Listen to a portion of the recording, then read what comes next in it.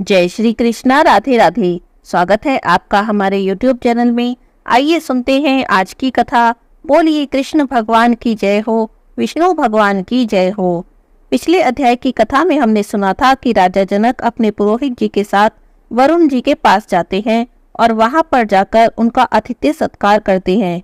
नमस्कार करके पूछते हैं, हे देव, आप सर्वज्ञ हैं, बताइए कौन सा देश और तीर्थ ऐसा है जो भोग और मोक्ष प्रदान करने वाला हो।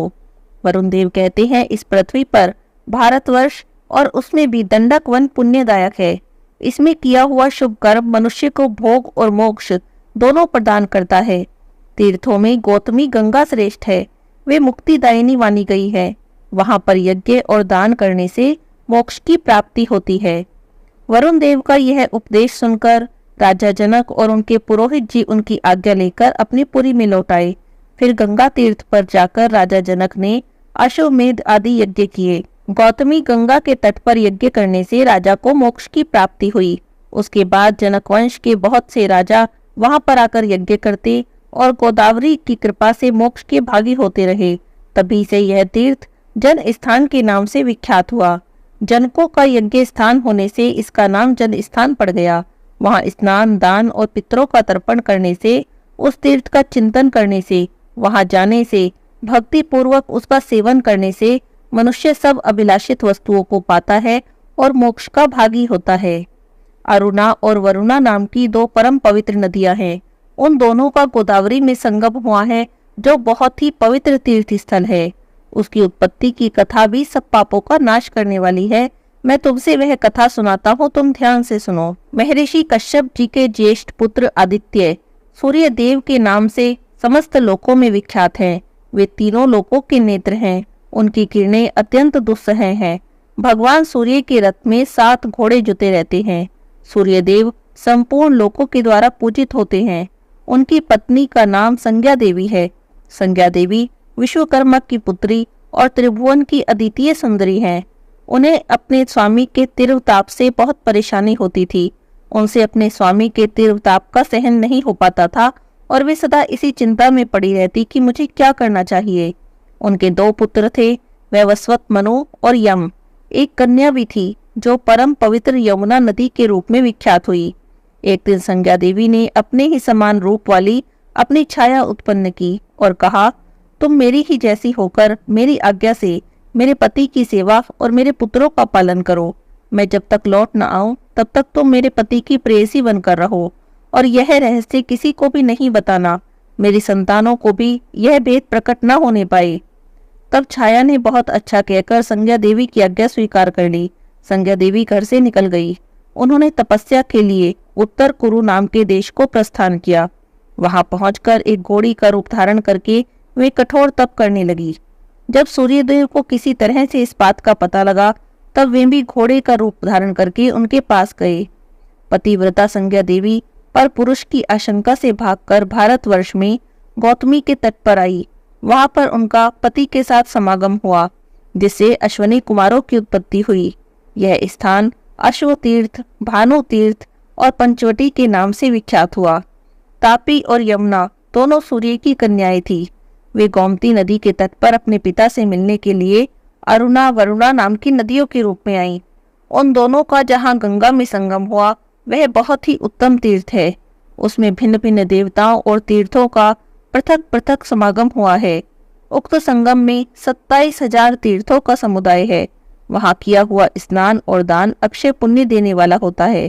हे नारद, उस तीर्थ के स्मरण करने से, कीर्तन से, सुनने से मनुष्य सब पापों से मुक्त हो जाते हैं, धर्मवान होते हैं और सुखी होते हैं। ब्रह्मा जी कहते हैं, हे नारद, गारुड़ नामक तीर्थ सब विघ्नों की शांति करने वाला है।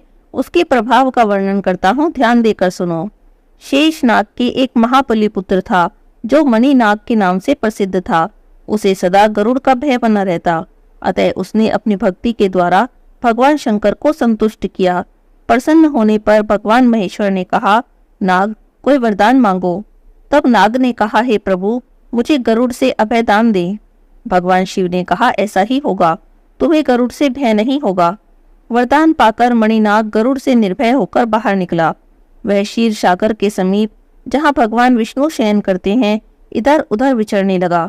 जहाँ गरुड़ निवास करते हैं उस स्थान पर भी वह जाया करता था। गरुड़ ने उस नाग को निर्भय विचरते देखकर पकड़ लिया और अपने घर में लाकर डाल दिया। इस बीच नंदी ने जगदीश्वर भगवान शिव से कहा, हे देवेश्वर, अब मणिनाग नहीं आता है। जान पड़ता है गरुड़ ने उसे खा लिया है या बांध कर रखा है। यदि वह जीवित होता तो यहाँ आए बिना नहीं रहता। नंदी की बातें सुनकर भगवान शिव ने नाग की अवस्था को जान लिया और कहा, वह नाग गरुड़ के घर में बंधा पड़ा है। तुम शीघ्र जाओ, जगदीश्वर भगवान विष्णु की स्तुति करो और गरुड़ के बंधन में डाले हुए नाग को मेरे कहने से मुक्त करा कर ले आओ। प्रभु की बातें सुनकर नंदी स्वयं ही लक्ष्मीपति के पास उपस्थित हुए और भगवान शिव की कही बातें वहां पर निवेदन की। भगवान नारायण ने प्रसन्न होकर गरुड़ से कहा, हे विनीतानंदन, मेरी बात मानकर नंदी को वह नाग लौटा दो। गरुड़ ने नाग देना स्वीकार नहीं किया और बड़े गर्व से कहने लगे, मैं आपका भृत्य नहीं हूँ। मैं नाग को लाया और आप उसे नंदी को दे रहे हैं। स्वामी तो सेवकों को देते हैं, परंतु आप तो मेरी प्राप्य वस्तु को छीन रहे हैं। मेरी शक्ति आप जानते हैं। मेरे ही बल से आपने संग्राम में दैत्यों पर विजय प्राप्त की है। भगवान विष्णु ने गरुड़ की बातें सुनकर सबके सामने हंसकर कहा, पक्षीराज, ठीक कहा तुमने। तुम्हारे ही बल से मैंने असुरों पर विजय प्राप्त की है। फिर भगवान क्रोध न करके कहने लगे, पक्षीराज, मैं मानता हूँ तुम्हारे अंदर अद्भुत शक्ति है, विलक्षण शक्ति है, पर जरा तुम मेरी इस कनिष्ठ उंगली को तो वहन करके दिखाओ। इतना कहकर भगवान ने अपनी उंगली गरुड़ जी के मस्तक पर रख दी। गरुड़ जी उंगली का भार सहन नहीं कर सके। तब गरुड़ जी ने दीन भाव से लज्जित होकर हाथ जोड़कर प्रार्थना की और कहा, मैं आपका अपराधी सेवक हूँ, मेरा परित्राण कीजिए। फिर उन्होंने माता लक्ष्मी से प्रार्थना की। तब लक्ष्मी देवी ने जनार्दन भगवान से कहा, हे नाथ, विपन्न भृत्य गरुड़ की रक्षा करें। तब भगवान ने नंदी से कहा, हे नंदिकेश्वर, तुम गरुड़ के साथ ही नाग को महादेव जी के पास ले जाओ। बहुत अच्छा कहकर नंदी गरुड़ और नाग के साथ भगवान शंकर के पास गए और सब समाचार उन्हें कह सुनाया। तब शंकर जी ने गरुड़ से कहा, हे महाबाहो, तुम लोग पावनी गौतमी गंगा के पास जाओ। वे सभी अभिष्ट वस्तुओं को देने वाली हैं। उन शांतिमयी सरिता में स्नान करने से तुम्हें समस्त इच्छित वस्तुएं 100 गुनी अथवा 1000 गुनी मिलेंगी। हे गरुड़, जो सब प्रकार के पापों से संतप्त हैं, दुर्दैव से जिनका उद्योग नष्ट हो गया है, उन प्राणियों के लिए मनोवांछित फल देने वाली गोदावरी नदी की ही शरण है। भगवान की यह सब बातें सुनकर गरुड़ जी प्रणाम करके चल दिए। गोदावरी के तट पर पहुंचकर उन्होंने जल में स्नान किया, भगवान शिव और भगवान विष्णु के चरणों में मस्तक झुकाया। फिर उनमें पूर्ववत वेग आ गया और वे उड़कर भगवान विष्णु के पास गए। तब से वह अभिष्ट वस्तुओं को देने वाला तीर्थ गारुड़ तीर्थ के नाम से प्रसिद्ध हो गया।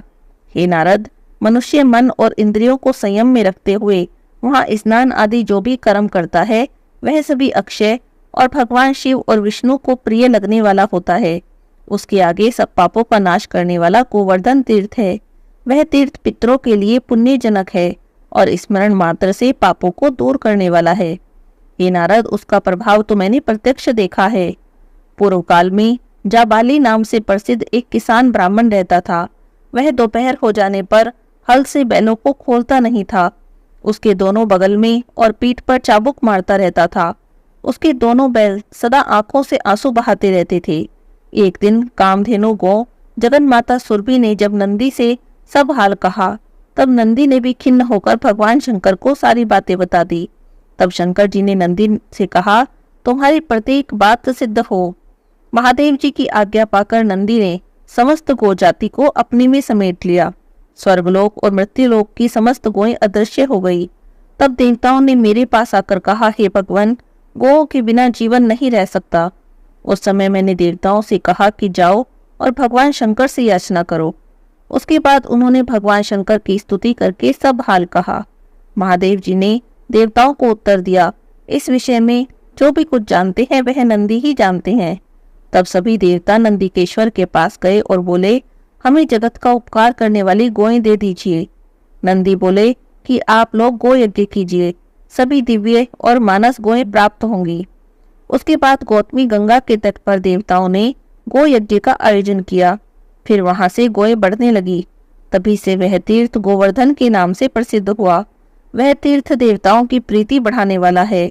हे मुनि श्रेष्ठ, वहां किया हुआ स्नान भी सहस्त्र गोदानों का फल देने वाला है। आगे ब्रह्मा जी ने नारद जी से कौन से तीर्थ का महात्म्य कहा, हम अगले अध्याय की कथा में सुनेंगे। आज के अध्याय की कथा यहीं पर समाप्त होती है। बोलिए कृष्ण भगवान की जय हो।